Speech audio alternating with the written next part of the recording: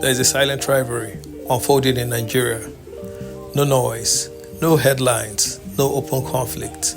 But make no mistake, this is a battle between two capital cities, two neighbors, two identities, two visions of the future. Awka and Asaba.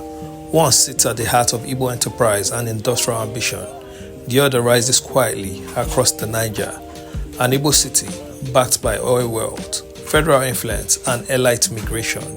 On the surface, they look calm, but underneath, this is a contest for dominance. Who is growing faster? Who holds more power? Who will define the future of this region? Tonight, we break it all down. Let's start with geography, because location is destiny.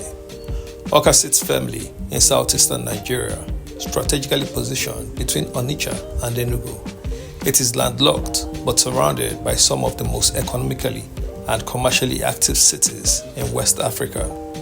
On the other hand, Asaba is located in south-south Nigeria. It sits right on the bank of the River Niger, directly facing Onitsha.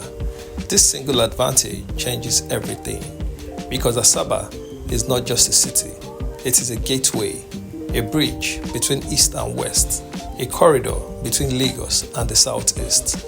Goods flow through it, people move through it, money passes through it, and with the Niger Bridge, Asaba became more than just a capital.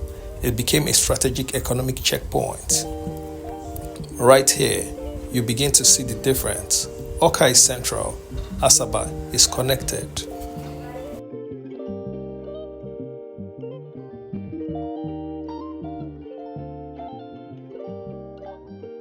Awka's history runs deep.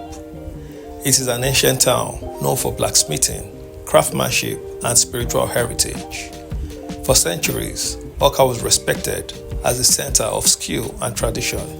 Its people were builders, creators, technicians before modern history. Asaba, however, has a different story. It was never historically dominant like Onitsha or Benin. Instead, it grew through transition, colonial administration, civil war history, and post-war rebuilding. And then something changed. When Delta State was created in 1991, Asaba became capital, and overnight, its destiny shifted. Awka would later become capital of Anambra State in 1991 as well. But here's the difference.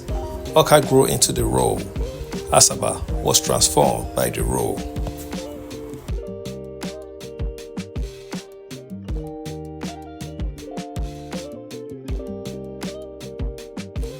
Capitals are not just symbolic, they are power centers. Awka hosts Anambra State's government, a state known for aggressive commerce, entrepreneurial dominance, high private sector energy. But here's the twist. Anambra's real economic engine is not Awka. It is Onitsha and the Navy. So Awka governs power, but doesn't fully control the money. Now, look at Asaba. Asaba controls Delta State, one of Nigeria's richest states, fueled by oil revenue, federal allocation, massive public spending. This means government money flows directly into Asaba, civil servants, contractors, political elites, and that money transforms cities.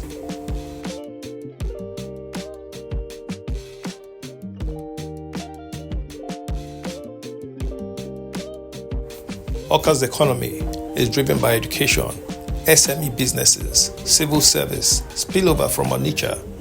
It is steady but not explosive. Now compare that with Asaba. Asaba's economy is powered by government spending, real estate boom, hospitality industry, proximity to Onitsha's trade. And here's where things get interesting. Many wealthy traders from Onitsha don't live in Onitsha anymore. They live in Asaba. Why? Better roads, better planning, less congestion, more comfort. So while Onitsha generates wealth, Asaba absorbs it.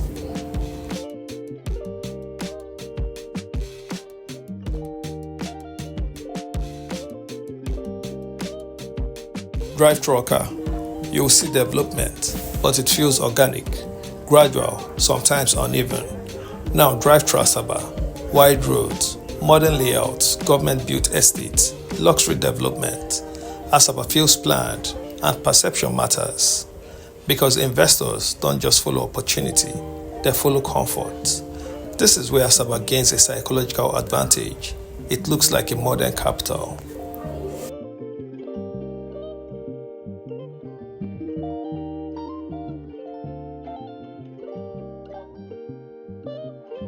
This is where the battle becomes obvious. Real estate.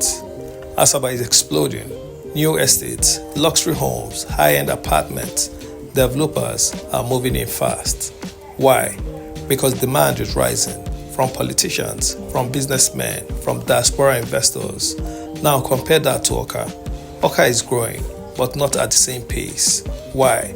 Because high net worth individuals prefer Asaba for living, Onitsha and Nnewi for business. Awka becomes the middle ground, important but not dominant.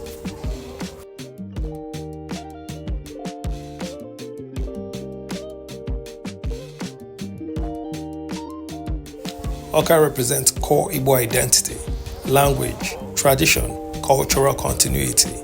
It is deeply rooted. Asaba, however, is culturally complex. Yes, it has Igbo roots, but it also blends influence from Delta State's diversity.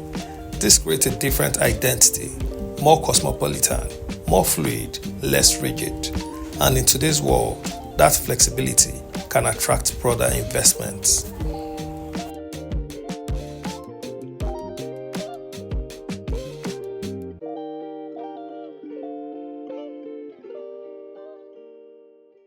Education and human capital. Awka holds a major advantage here. It is home to Nnamdi Azikiwe University, multiple institutions, academic population. This creates youth energy, skilled workforce, and intellectual capital. Asaba is catching up, but Awka still leads in education-driven growth, and long-term human capital shapes cities.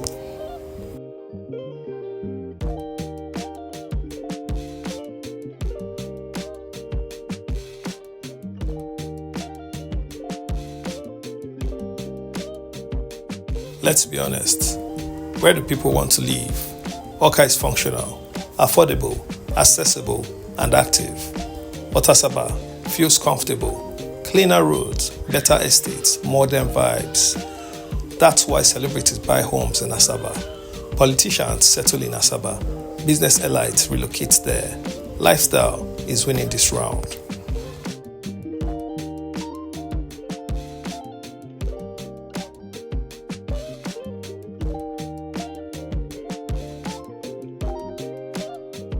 So what does the future look like? Awka has strong educational base, central location, and cultural depth. Asaba has government funding, real estate boom, and strategic positioning. But here's the truth. This is not a winner-takes-all battle because both cities are evolving differently. Awka could become the intellectual and administrative hub. Asaba could become the luxury residential and political powerhouse.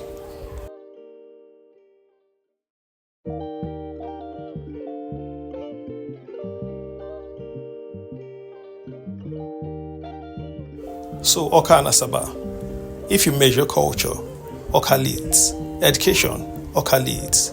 But if you measure lifestyle, Asaba leads. Modern development, Asaba leads. Elite migration, Asaba dominates. And in today's Nigeria, money and movement shape cities faster than tradition. So right now, Asaba is pulling ahead, but Awka is not losing. It is evolving differently. And that's what makes this rivalry so fascinating.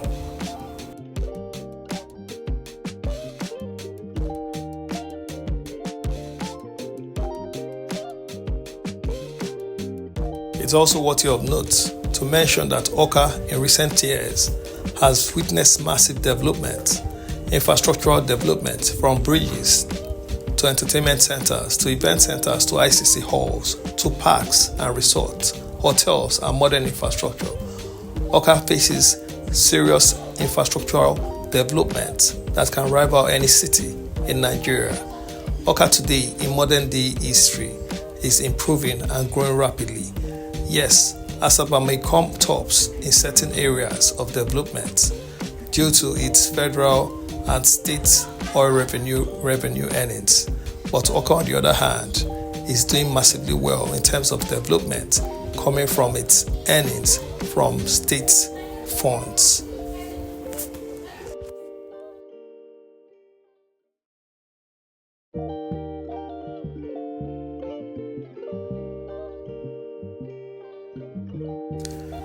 This is just one of the many silent battles shaping Nigeria's future. So tell me in the comments, Awka or Asaba, which city truly wins and why? Don't forget to like, subscribe and share, because the next story might just change how you see Nigeria forever.